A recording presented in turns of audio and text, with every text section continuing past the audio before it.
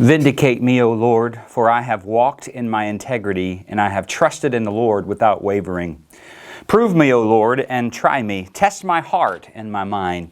For your steadfast love is before my eyes, and I walk in your faithfulness. I do not sit with men of falsehood, nor do I consort with hypocrites.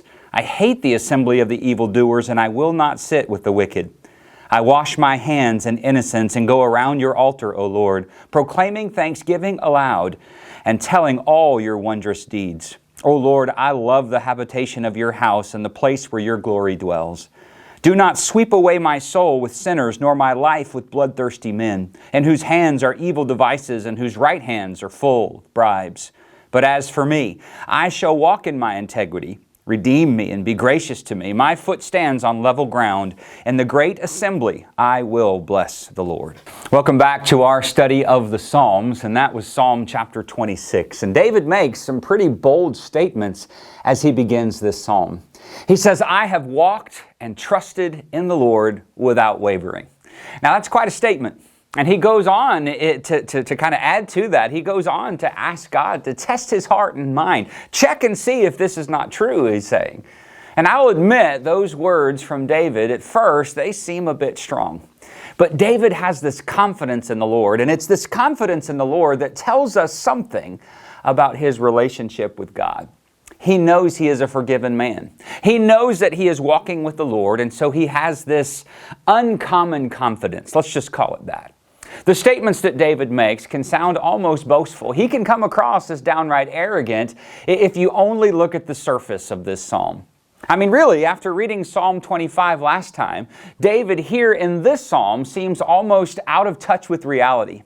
If you think back, Psalm 25's theme was about how we can pray after we have failed, after we have fallen on our faces, after we have sinned. But David wasn't just being theoretical. David himself was the sinner, and the prayer that he was providing as an example to us was literally one that he had to pray to God because of his own really grievous sin. But now, here in chapter 26, David turns around in the very next psalm, and it can almost seem like he's ignoring his own sin. It can seem like he's painting a picture of himself that just is maybe a bit too positive. So how do we explain this? How should we interpret the shift from Psalm 25 to what we read here in Psalm 26? By the way, these are not written in order, but I still think there's something here for us. And I think there's a way for us to do this as well, and it involves understanding the context of each of these Psalms, 25 and 26.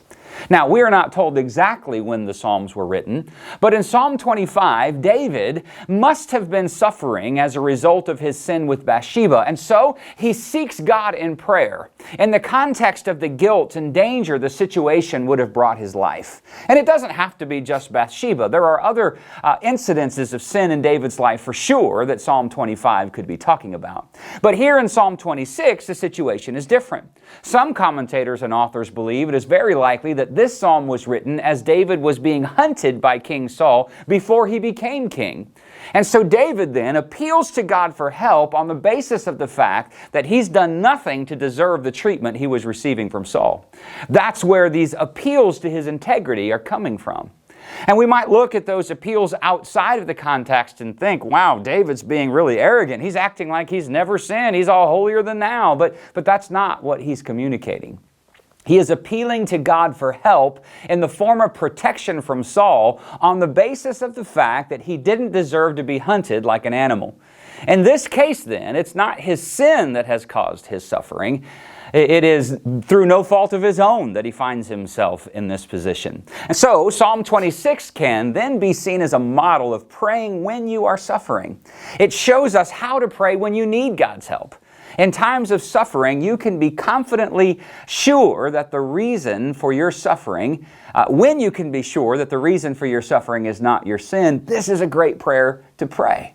You see, there are times when we are experiencing a great deal of trouble in this life, and when that trouble, as far as we can tell, has not been caused by us and God's subsequent chastisement upon that sin, it's then that it would be appropriate to pray after this pattern here in Psalm 26. And so David says some things here. He says, I walk in faithfulness. He says, I do not sit with those who are false or spend time with hypocrites. He says he hates the assemblies of the evildoers. And he says he will not sit with the wicked. Almost reminds us of Psalm chapter 1, doesn't it? He wraps up this text by saying that he washes his hands in innocence and he's thankful. He worships at the altar of the Lord and he loves the dwelling place of God where God's glory dwells. So here's what David is saying. I trust you, Lord. He's saying, I have absolute faith in you, and I am showing that by what I do and by what I refuse to do. This is so important. When suffering comes, it's really easy to lose sight of God's faithfulness. When I'm suffering sometimes, I may even begin to justify behavior that is not of God, but David doesn't do that. I love how he finishes. He says, my foot stands on level ground in the great assembly. I will bless the Lord. I like that. In spite of the trouble surrounding him, because of Jesus, he's on level ground. And not only will he praise God personally, but he's also going to call for everyone in the assembly to do the same. He says, I will praise God in the great assembly. So what are you going through? Whatever it is, you can call out to God. If you're struggling with sin in your life, you can cry out to God like David did in Psalm 25. If you're struggling through somebody else's issues and somebody else's pain, struggling through no fault of your own, you can cry out to God like David does here in Psalm 26.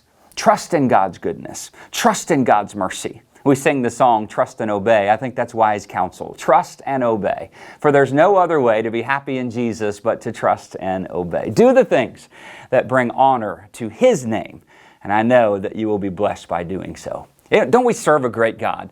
A God who hears us in our sin and a God who's with us in our suffering. Man, I'm so thankful that we have a God that doesn't give up on us when we fail. We are going to roll into chapter 27 next time. I hope that you'll join me for that. Don't forget to head on over to our podcast as we dive deeper here into Psalm 26. Thanks again for joining me, and I hope that we'll see you back here next time. Until then, may God bless you as you strive to live for Him.